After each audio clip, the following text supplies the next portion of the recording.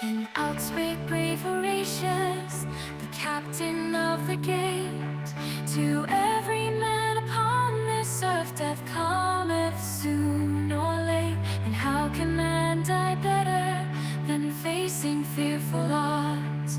For the ashes of his fathers and the temples of his gods.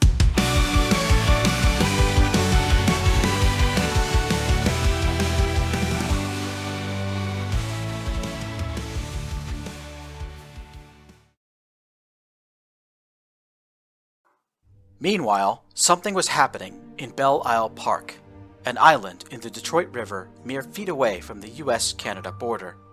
While city officials combed the conservatory and aquarium for survivors of the recent flood, a vortex portal opened up and deposited 2 women in front of the Dawson Great Lakes Museum. Akira Robinson turned around to watch as her companion regained her footing. This new person was a young woman slightly taller than Akira. She had messy blue hair and wore an ankle-length red dress. As she stepped out of the vortex portal, the woman peered around the island, her face full of wonder and awe. This was Emily, and she had just been pulled out of a very obscure story by Macavity 116. She spotted the Detroit city skyline, fully illuminated in the darkness of night, and stood transfixed. "Incredible," Emily breathed. "I've lived my whole life in Pelican Town, but I've dreamed about seeing a big city like this."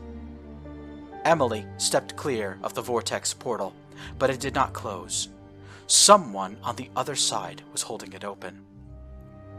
"It's just as I said," Akira replied. "This is the world of the gods, and home of the god who created you and your world." "And I can just go see him?" Emily asked. "It's really okay." "I insist," Akira replied. "In fact, I encourage you to see him. Look there, across the river. Do you see that building the firefighters are next to? The one with the word Scientology painted on the sign? Walk to that building and turn right at the intersection. Stay on the right side of the road and go past the big square with the fountains and statues. On the other side of the park, you'll see a brick building called Whiskey in the Jar. Knock on the door and ask for Blake." Emily froze. The color went out of her face. "Wait a minute," Emily said, her breathing shallow and rapid. "Blake, as in Blake Robinson? The Blake I know?"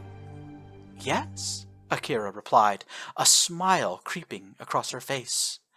"That Blake. One and the same." Emily looked back to her destination. She whispered, more to herself than Akira.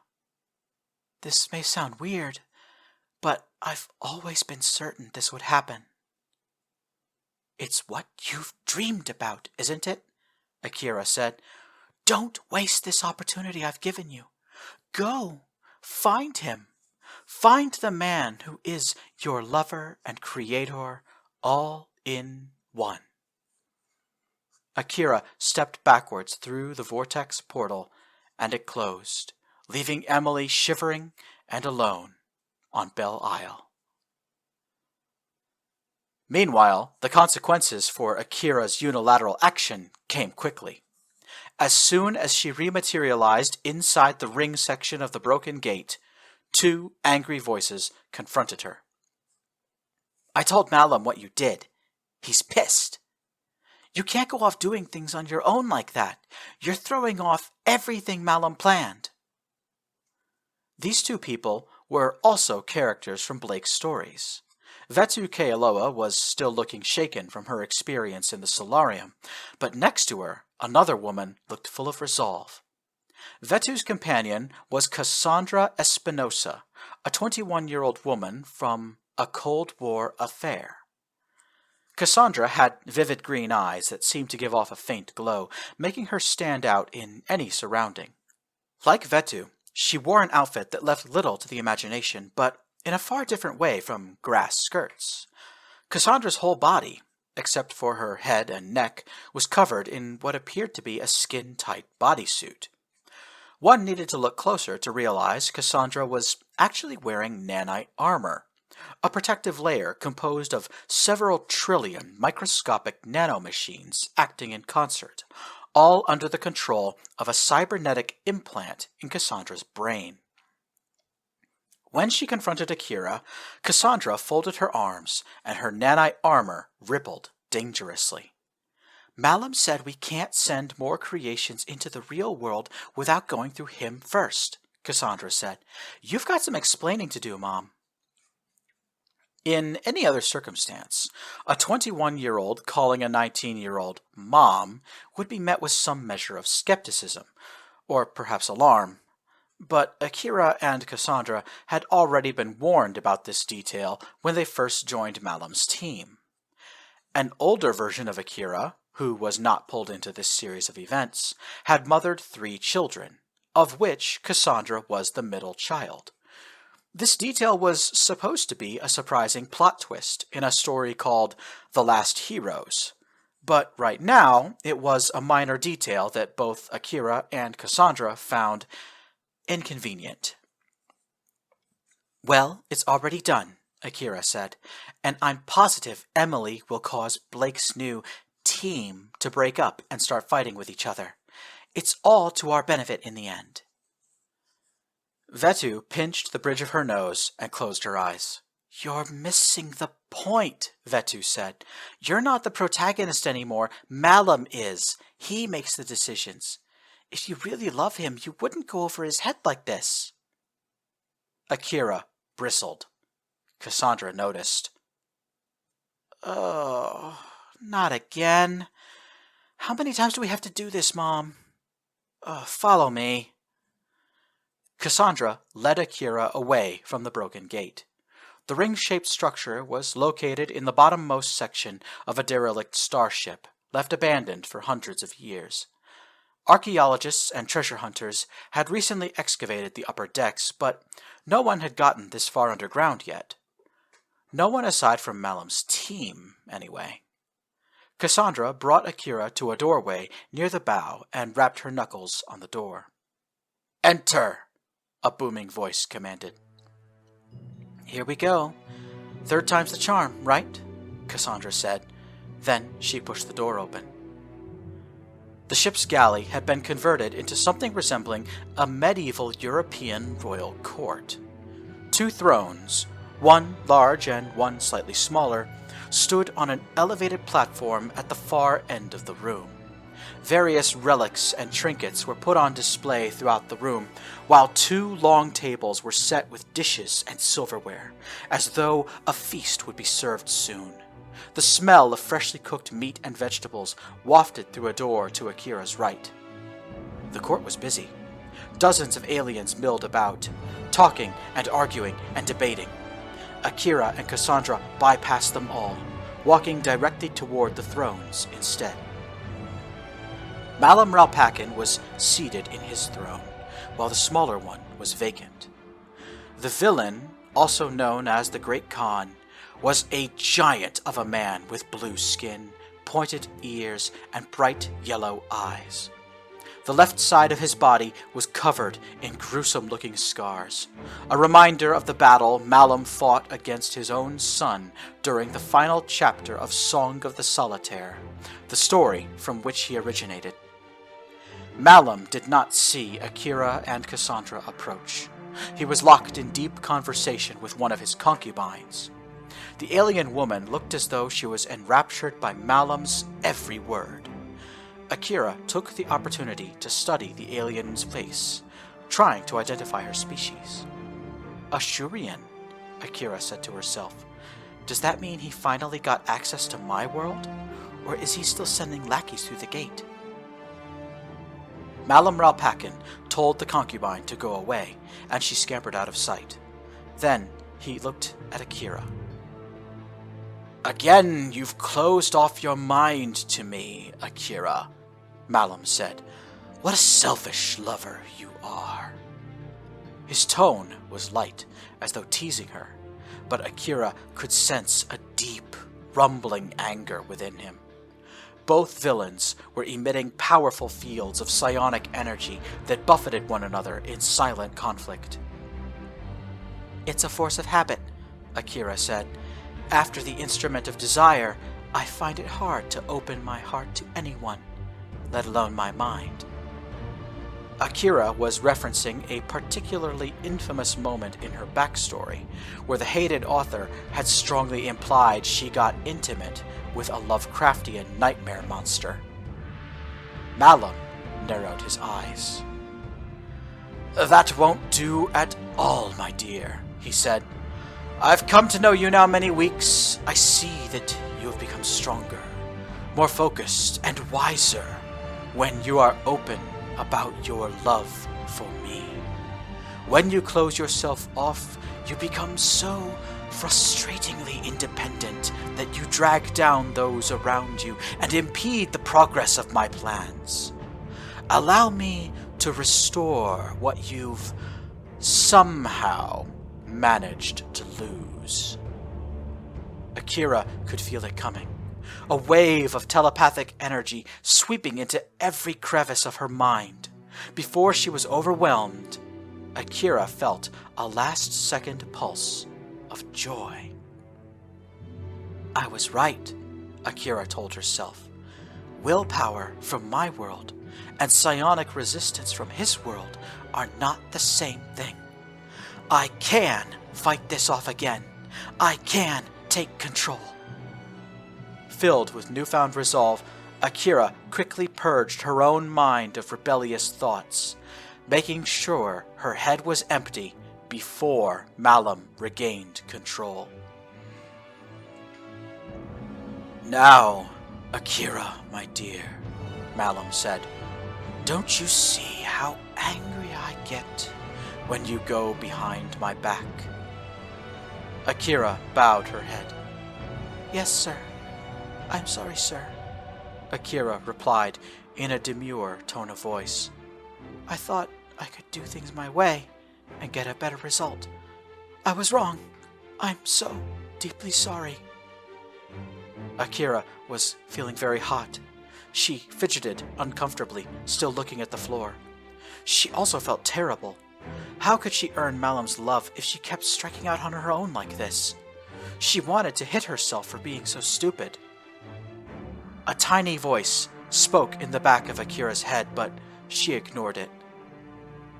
"Cassandra, my dear," Malum said, speaking over the top of Akira's head. "That Emily character is a wild card I will not tolerate.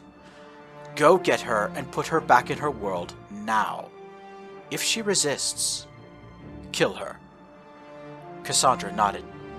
"As you wish." Cassandra turned to leave, taking her eyes off Malum with the most extreme reluctance. The Great Khan stood up from his throne and directed his voice toward one of the courtiers. "Carry on without me for a few minutes. I must take this one to give her forgiveness." Akira felt an eruption of happiness deep in her soul as Malum grabbed her by the arm and started pulling her in the direction of the harem chamber.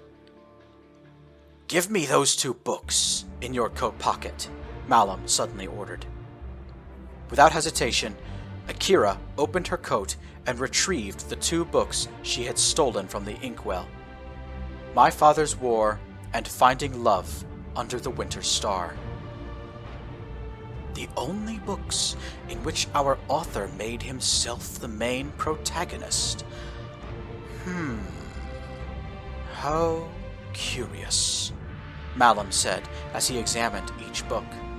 Then he put one hand on Akira's shoulder and pushed her forward. Just before they left the Khan's court, one of the other concubines looked at Akira and flashed a friendly hand signal. As she was pulled out of the room, Akira did a double take. The concubine who waved at her was Kotori Sato, a character from My Father's War. Kotori was having a conversation with Thomas Hutch, another character from the same story, one who was best known for being the puppet ruler of a collaborationist government. Marisol was pacing the length of apartment 229, agitated. She had told Callie's team several times that she could not stay. She needed to get home, and that Asiana had sent someone to collect her. But this had only resulted in Marisol being confined to the same space as the female creations. Kanti Divakar, the albino peahen, was similarly disturbed. She too was pacing, stalking up and down the headrest of a couch in the living room. Mina had to lean forward to avoid being hit by Kanti's tail feathers. Sebakira watched Marisol for a few moments, then asked, "Why do you worry so much about going home quickly? Your family strikes me as being very resilient in the face of hardship." "Holy shit, Blake was right about the mind reading," Marisol breathed. "That's really off-putting, you know." "Apologies," Sebakira growled. "Your mother and siblings exist in the forefront of your mind. You worry about them." "I bring home the most money," Marisol said. "I can't afford to not work, and getting left behind can end my career really fast." "She's not like us," Mina said from the couch. "For us, all of our duties and obligations and responsibilities get put on hold when the author decides to send us on a vacation. All of our life gets told to wait its turn." I never thought of it that way," Marisol confessed. "I never had a monthly cycle for the whole run of my story," Mina went on. "Hit me like a truck when it happened after Malum pulled me through the gate." "So did Malum pull all of you through the broken gate before sending you here?" Marisol asked. She remembered helping Blake finalize the concept of the broken gates when he was writing his latest story.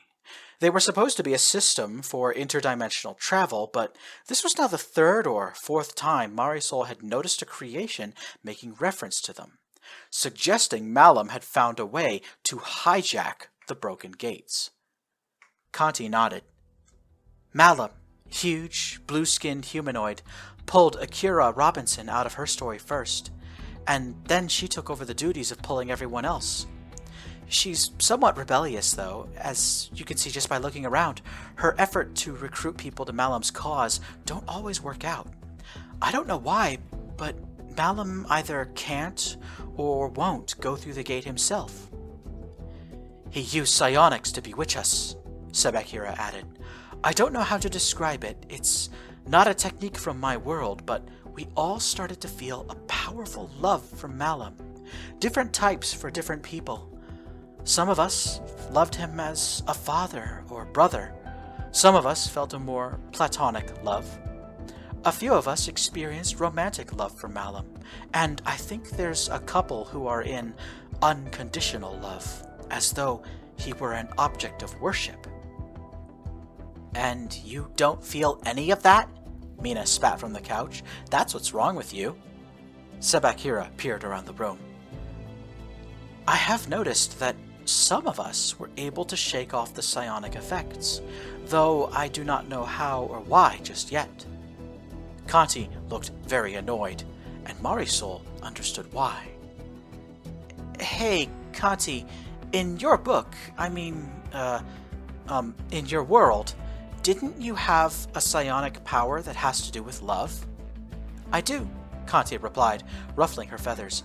"I'm oversimplifying to make things easy for your untrained mind, but I can telepathically force someone to fall in love with me. From what I witnessed, Malum's ability is far more developed and nuanced than mine. It's embarrassing." Marisol shuddered. Both Sebakira and Kanti recoiled. They were able to see a series of dark thoughts passing through Marisol's mind. "Sorry," Marisol said. "Just some stuff from my past. Forced love, or love for a price, that's not love at all. At least, that's the way it is for me." There was a scratching sound at the apartment door. Kanti fluttered across the room and opened it with telekinesis. A fluffy white cat with red eyes entered the room and sat down in the kitchen. It took a moment to lick its paws and wipe its face, then shapeshifted into a human girl. "Callie's going to come up and get us in a few minutes," Aisling said. A bunch of people just showed up in the tavern downstairs. She says they're her committee, or something like that.